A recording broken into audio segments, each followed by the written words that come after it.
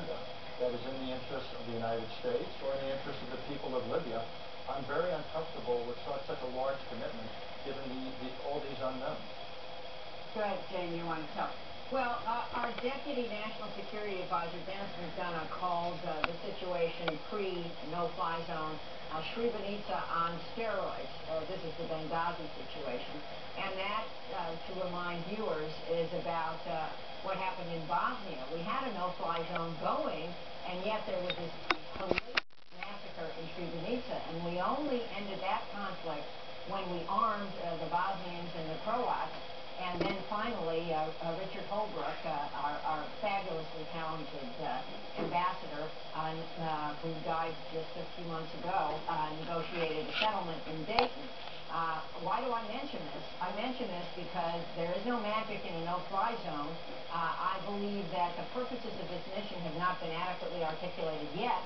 And it also is not the late 90s. This is post 9/11 when we are involved in two interventions on the ground in Muslim countries. And so I think the context matters a lot.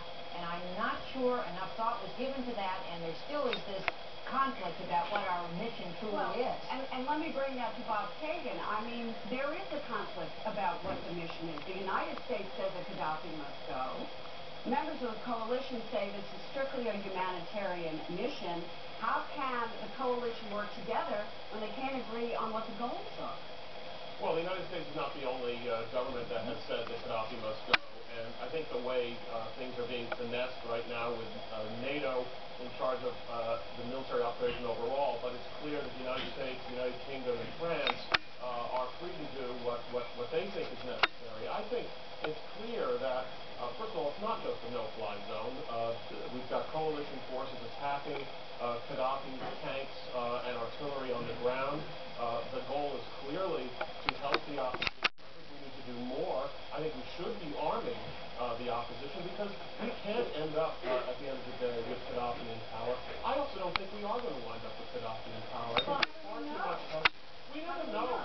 You know, Gloria, we start wars, whether it's World War I, World War II, the Civil War. We don't know. We don't know everything. And this demand that we have to know how something ends before we take any action whatsoever, that would be truly debilitating. We would never do anything if we did that. I think there's a reasonable assumption that Gaddafi's forces are ultimately going to break from him if it looks like their lives are on the line. I think we have to have a little patience. This thing's been going on for 5 days, and people are running around and screaming as if we've already failed. I think a little patience is necessary, and it is an important interest of ours, by the way.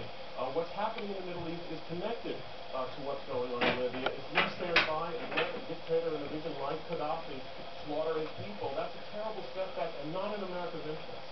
Well, Richard Haas calls this a war of choice. Obviously, you don't think so. No, of course it's a war of choice. 99% of all the wars that the United States has ever fought have been wars of choice. I can barely think of a war that we fought, maybe World War II, that was not a war of choice. The question is it a good choice or a bad choice? Richard seems to think that because it's a war of choice, that's another discussion. The question is it a good choice? I think it is. Richard, I'll let you respond to that. Well, no, I think the United States has had a number of wars of necessity beyond World War II. I would say the Korean War was a war of necessity, and I'd also say the first Gulf War was a clear war of necessity where the United States had vital national interests at stake. How did the Korean War end? The Korean War ended just fine in the sense that we had liberated the part of Korea that had been overtaken. The mistake in the Korean War was beginning with what began as a war of necessity, and then when MacArthur went north of the 38th parallel, we turned it into a war of choice, and that became extraordinarily effective. I'm not against wars of choices per se, but there's a very high standard, particularly given what Jane Harman said. The United States is already involved in two, the war in Iraq and what became the war in Afghanistan when this administration expanded it. So if your interests, let me finish, if the interests aren't vital, and if you do have other policy options, then you've really got to think twice. And in my view, the interests are clearly less than vital. I disagree with the idea that what happens in Libya will have a fundamental impact on what happens in Egypt or Bahrain or Saudi Arabia or Syria. I simply disagree with that analysis. And again, I'm very uncomfortable with launching a military intervention given the fact that we are setting in motion a chain of events. It's not simply that we don't know. We have no reason to be confident that the people we are trying to help prevail will institute a form of governance that will necessarily be in our or Libya's interest. Well, that raises the question, obviously, about the rebels. I mean, who are they? And let me go to the ambassador and then to Jane Harman. Are we sure, as Richard Haas asked the question, are we sure that these rebels in the end are going to be exactly what we want to have there? Well, first, to Bob Kagan's point about certainty, we're not sure. We don't, very often we have to make these kinds of decisions, particularly when it involves conflict, in the absence of all the facts. Sometimes you have to act on an urgent basis. But this is a committee. There are a couple of retired ministers in there, a former minister of justice, a former minister of interior, people who have worked with the